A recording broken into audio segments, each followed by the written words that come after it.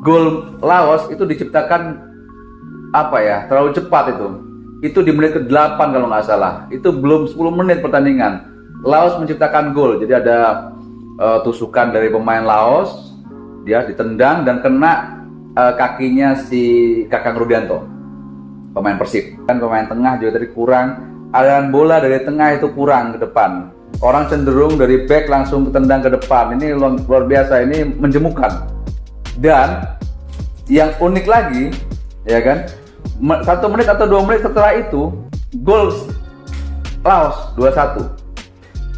Dan sebagai gol penutup, dan gol ini sangat disesalkan ini ya. Ini sebenarnya tadi bolanya udah keluar kalau menurut kami semua sama teman-teman tadi ngelihat itu udah keluar sebenarnya. Memang ya 50-50 ya, dari sudut wasit mungkin nggak terlihat, tapi kalau dari seharusnya tadi di VAR kalau menurut saya, karena terlihat sekali bola di luar, walaupun di luarnya itu sebelah atas. Jadi mungkin nanti kalau ada yang tahu atau mau komen silakan ya Pen ya. Menurut teman-teman itu keluar atau tidak? Kalau menurut kami tadi itu bolanya keluar. Pertandingan monoton, ya kan? Indonesia salah umpan. Saya harus sampaikan kritik ini kepada STY. Saya harus sampaikan juga kritik ini pemain tengahnya kurang. Ya. Assalamualaikum, jumpa lagi di channel Bangun Bola. Apa kabar friend? Insya Allah sehat selalu. Selamat datang di channel Bangun Bola. Apa kabar malam ini friend? Friend, kayaknya kita nggak perlu opening banyak-banyak malam ini. Ya kan, saya langsung aja to the point. Sesuai dengan cover saya, thumbnail saya, judulnya pasrah. Ya kan, pasrah. Kenapa Indonesia bisa seri lawan Laos? Ini yang mau saya obrolkan dengan teman-teman. Jadi sebagai informasi, baru saja sekitar 15 menit yang lalu Indonesia bermain imbang dengan Laos 3-3, friend. Dan Indonesia dan Laos ini bermain di Manahan Solo. Indonesia sebagai tuan rumah di pertandingan kedua Piala AFF Grup B. Jadi, saya nggak tahu lagi nih mau ngomong apa ya kan. Saya mau mulai dari mana? Jadi kita mulai dari pertandingannya ya Pan ya. Komposisi Indonesia tidak banyak berubah dari yang kemarin melawan Myanmar, ya kan. Dan seperti biasa, Sintayong tidak memainkan Asnawi Mangku Alam di babak pertama, ya kan. Pertandingan berjalan lancar di 2 menit pertama, ya kan. Kenapa 2 menit? Karena gol Laos itu diciptakan terlalu cepat itu di menit ke-8 kalau nggak salah, itu belum 10 menit pertandingan Laos menciptakan gol. Jadi ada tusukan dari pemain Laos, dia ditendang dan kena kakinya si Kakang Rudianto, pemain Persib. Jadi kena masuk, jadi gol 1-0 untuk Laos itu di menit ke-8, itu belum 10 menit. Jadi kaget, semua yang nonton, teman-teman saya juga kaget kan. Kenapa bisa gol itu terlalu cepat, ya kan. Kemudian nambah lagi, sebentar, saya harus tanya teman-teman, itu nambah apa seri ya?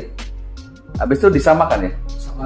Oke, jadi setelah setelah 1-0 disamakan oleh Kadek Arel.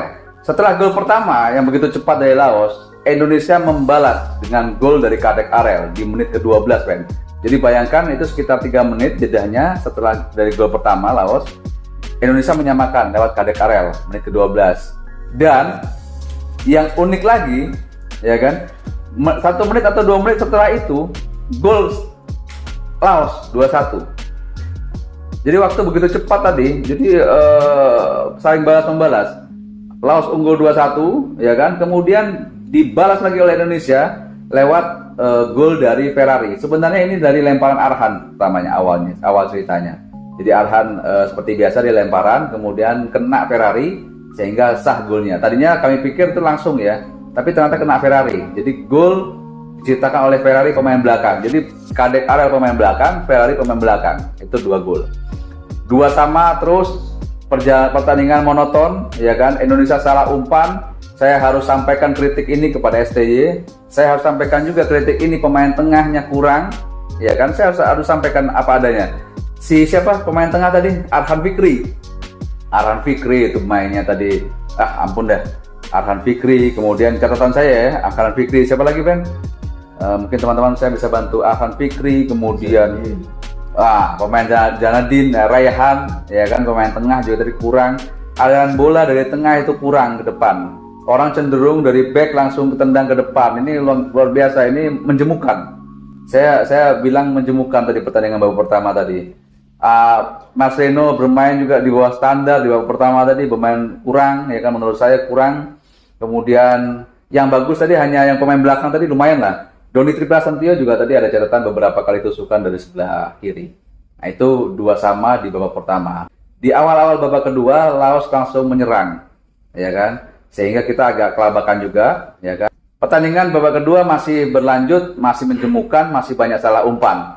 Dan tiba-tiba, tiba-tiba Marcelino mendapatkan kartu kuning kedua, sehingga dia harus dikeluarkan. Itu di menit ke-69. Bermain dengan 10 pemain Indonesia, setelah itu Indonesia malah unggul, Bren. Jadi malah unggul ada di menit ke-76 lewat golnya Ferrari. Itu berawal dari tendangan sudut. Jadi Ferrari menciptakan gol ketiga untuk Indonesia, skor 3-2, dan sebagai gol penutup, dan gol ini sangat gimana ya, disesalkan ini ya. Ini sebenarnya tadi bolanya udah keluar kalau menurut kami semua sama teman-teman tadi ngelihat itu udah keluar sebenarnya. Memang ya 50-50 ya, dari sudut wasit mungkin nggak terlihat, tapi kalau dari seharusnya tadi di VAR kalau menurut saya, karena terlihat sekali bola di luar, walaupun di luarnya itu sebelah atas. Jadi mungkin nanti kalau ada yang tahu atau mau komen silakan ya Pan ya. Menurut teman-teman itu keluar atau tidak? Kalau menurut kami tadi itu bolanya keluar, ya kan? Walaupun ada juga yang bilang itu di atas Pak, keluar di atas. Tapi ya kalau menurut dari sudut kami sih itu keluar bolanya. Tapi apapun ceritanya, ya kan? Saya nggak puas dengan pertandingan Indonesia malam ini. Walaupun skornya 3-3, seri tidak kalah, tapi ini di luar ekspektasi kita. Nampaknya kita harus turunkan sedikit harapan kita kepada timnas Garuda Muda ini, ya kan. Dan bagaimana mau menghadapi Vietnam besok tanggal 15 kalau mainnya kayak gini. Jadi mudah-mudahan STY nonton video saya ini, ya kan, malam ini. Kalau STY lihat, ya kan, tolong betul-betul gimana ya, dipasang pemain yang pas. Seharusnya Asnawi main babak pertama, harusnya main Asnawi, ya kan. Tapi ya apa boleh buat, tapi sudah terjadi, ya kan. Skor 3-3. Nanti kita lihat, nanti kita browsing klasemen sementara grup B, ya kan. Di pertandingan besok kita akan melawan Vietnam tanggal 15, kita siapkan, kita akan ke Vietnam, kita bermain tandang.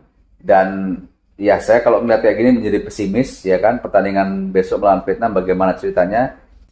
Tapi walaupun begitu saya tetap mendukung timnas Indonesia, ya kan, saya tetap full support, walaupun saya harus kritik juga permainan Indonesia malam ini. Ada beberapa catatan, tadi saya sudah sampaikan. Yang pertama, salah umpan, bermain long ball, ya kan. Kemudian seperti tidak ada skema permainan, ya kan. Ngandalkan tarkam. Jadi tadi saya melihat seperti Liga Tarkam, saling dorong-dorongan, ya kan.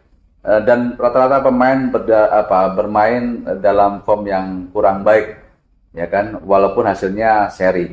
Mungkin itu Pen, video singkat kali ini.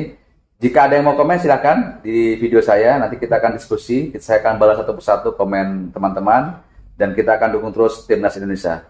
Mungkin itu, jika suka video ini jangan lupa like, komen, dan subscribe channel Bangun Bola. Terima kasih, Indonesia lolos Piala Dunia, Indonesia juara Piala AFF, dan Assalamualaikum.